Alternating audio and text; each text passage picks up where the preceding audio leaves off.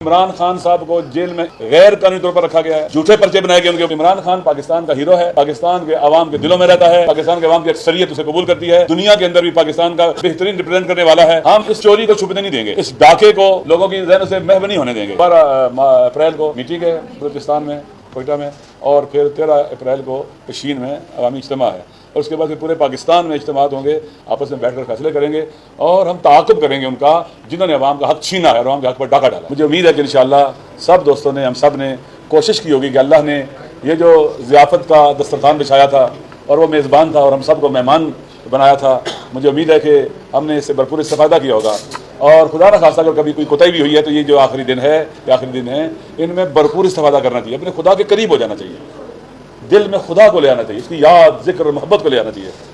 अल्लज़ीना आमनू अशद्दु हुब्बन लिल्लाह, जो अल्लाह पर ईमान रखते हैं वो खुदा से शदीद मोहब्बत करते हैं। उनका महबूब अल्लाह होता है, दुनिया नहीं होती, इक़्तिदार नहीं होता, माल नहीं होता, दौलत नहीं होती।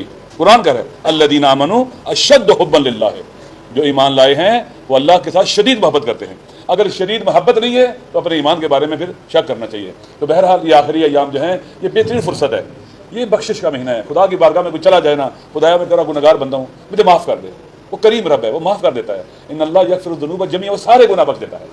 आज आप जानते हैं कि सेनेट का नए सेशन का आगाज़ था, इजलास था, और उसमें हम लोगों ने एहतजाज किया क्योंकि सेनेट फेडरेशन की नुमाइंदगी करता है। ऐवान बाला के अंदर तमाम सूबों की यकसां नुमाइंदगी है जो कि पार्लियामेंट में नहीं होती। वहाँ पंजाब का सूबा बहुत बड़ा सूबा है आबादी के लिहाज से भी, इसके सारे मैंने अगर एक तरफ हो जाए तो दूसरों के ऊपर फिर भी कभी और गालिब आ जाता है। जो पंजाब में इलेक्शन जीत जाए वो पूरा पाकिस्तान का इलेक्शन जीत जाता है, जिस क्लीन स्वीप करे। तो इसलिए हमारे एल्डर्स ने अपने कानून के ज़रिए सेनेट का इजाफा किया, हमारे आइन के अंदर, दस्तूर के अंदर सेनेट बनाया गया ताकि सब इसमें बराबर के सूबे शरीक हों, उनका बराबर की पावर हो। तो आज जो एक बिदअत की गई वो ये थी कि खैबर पख्तूनख्वा गायब था, सेनेट इनकम्प्लीट था। इलेक्शन कमीशन ने खैबर पख्तूनख्वा में इलेक्शन को मना कर दिया कि नहीं कर सकते। ये इलेक्शन कमीशन अजीब है, या इलेक्शन को डिले करता है, डिले वक्त पर ना हो, आइन के मुताबिक ना हो, डिले करता रहता है, या होने नहीं देता है, और अगर हो जाए तो फिर उसके अंदर आप देखते हैं जो 8 फरवरी के बाद जो 9 फरवरी को हुआ, ये इलेक्शन कमीशन हमारा जो कस्टोडियन नहीं बन सका, आवाम की राय की हिफाजत नहीं कर सका, और पूरे आवाम के सामने बरहना हो चुका है, ये नंगा हो चुका है ये। और मेरे ख्याल में शर्म का मकाम है कि हम अपने मुल्क के साथ अगर गैर आइनी इक़दाम करेंगे, गैर कानूनी करेंगे, तो खिलवाड़ कर रहे हैं अपने मुल्क के साथ, जुल्म कर रहे हैं अपने मुल्क के साथ, अपने मुल्क के इंटरेस्ट को, मफादात को नुकसान पहुंचा रहे हैं, अब तक की नेशनल सिक्योरिटी को नुकसान पहुंचा रहे हैं। जब आप लोगों को मायूस करते हैं, कमज़ोर करते हैं, दुश्मन को मौका मिलता है पाकिस्तान के ऊपर वार करने का। अभी आप देख लें, अब यहाँ उलझे रहे, इंडियन ने कहा कि हमने पाकिस्तान में 20 बंदे मारे हैं, यहाँ मार के चले गए वो, यहाँ कोई टच से मस नहीं हुआ, कोई बोला ही नहीं है। ये है इस वक्त हमारे मुल्क का हालत, हमारी सिक्योरिटी के इदारों का ये हाल है कि इंडिया जो हमारा दुश्मन है वो यहाँ आता है, वो 20 बंदे मार जाते, उसका वज़ीर ख़ारजा कहता है हमने मारा, इतनी उसकी जुर्रत है, यानी हमें वो कुछ भी नहीं समझता। हमारे घर में घुसे और हमारे 20 पाकिस्तानियों को मार के चला जाए, कत्ल कर दे, ये बहुत बड़ा सवालिया निशान है कि हम कहाँ खड़े हो गए आगे। लिहाजा अगर आइन के खिलाफ चला जाएगा, कानून के खिलाफ चला जाएगा, तो ये मुल्क आगे नहीं बढ़ सकता, कोई भी एतमाद नहीं करेगा। और इलेक्शन कमीशन अपनी तमाम के तमाम जो उसने जो काम करने चाहिए थे उनमें नाकाम रहा अपने जिम्मेदारी को अंजाम देने में। तो आज इसीलिए फिर हमने बाइकाट किया और हम शरीक नहीं हुए उसमें, और बाहर आ गए हैं। पाकिस्तान के अवाम ने 8 तारीख को साबित किया कि वो मायूस नहीं हुए हैं, वो समझदार हैं, वो बाबसीरत हैं, वो आगाह हैं, वो डरे नहीं हैं। और उन्होंने देखे कितना मुश्किल था अपने कैंडिडेट को तलाश करना, उसके निशान को तलाश करना, वोट डालना। बाकायदा प्लान तरीके से काम हुआ है ताकि लोगों का मैंडेट चोरी हो सके, उसे बुलडोज किया जा सके, और ये जुल्म हुआ है। और जो भी अपने आप को डेमोक्रेट कहता है, जमहूरियत पर यकीन रखता है, उन्हें बोलना चाहिए इसके खिलाफ, आवाज़ उठानी चाहिए इसके खिलाफ, तमाशा नहीं देखना चाहिए। और जो लोग इस तरह की इलीगल और इलेजिटिमेट किस्म के इक़दाम करते हैं उनकी मजम्मत करनी चाहिए। इस मुल्क को सही रास्ते पर चलाना है तो कानून के जरिए चलेगा और आइन के जरिए चलेगा, मगर ना पाकिस्तान तबाही बर्बादी से दो चार है और बहुत दो चार हो जाएगा, ठीक नहीं होगा पाकिस्तान। और लोगों को जब मायूस कर देंगे आपके वो जनाब आइनी तरीके से, दस्तूरी तरीके से मुल्क के अंदर चेंज नहीं ला सकते, अपनी मर्जी के हुक्मरान नहीं ला सकते, तो फिर लोग दूसरे रास्ते इख्तियार करते हैं। तो वो रास्ते ऐसे होते हैं कि फिर पूरा सिस्टम बुलडोज हो जाता है, पूरे सिस्टम का जो है ना, जब पूरा सिस्टम उनके मुकाबले में खड़ा हो जाए वो भी उसके मुकाबले में खड़े हो जाते हैं फिर, और नुकसान होता है।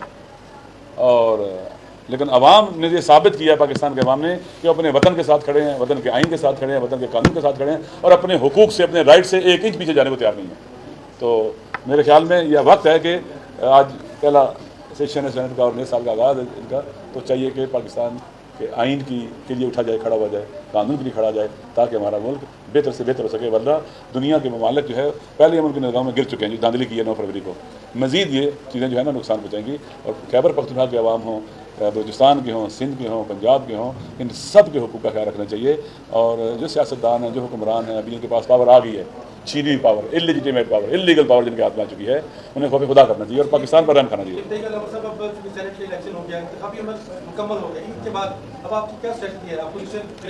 अपने हुकूक के लिए आवाज़ उठाएंगे जो आइन और दस्तूर कहता है।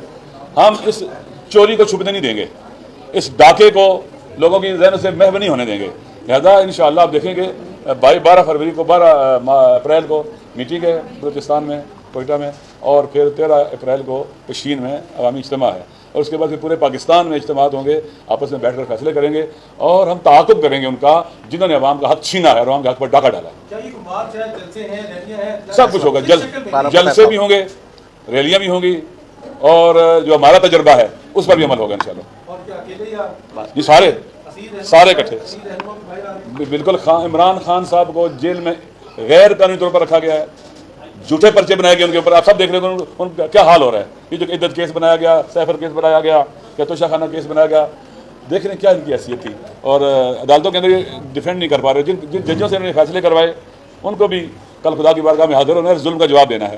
तो इमरान खान पाकिस्तान का हीरो है, पाकिस्तान के अवाम के दिलों में रहता है, पाकिस्तान के अवाम की अक्सरियत उसे कबूल करती है, वो दुनिया के अंदर भी पाकिस्तान का बेहतरीन रिप्रेजेंट करने वाला है। उसे धकेला गया, उसकी एक वजह क्या थी कि मोदी को फ्री हैंड दिया जाए। मोदी इंटरनेशनल फोरम के ऊपर इमरान खान के मुकाबले बहुत छोटा और हकीम था।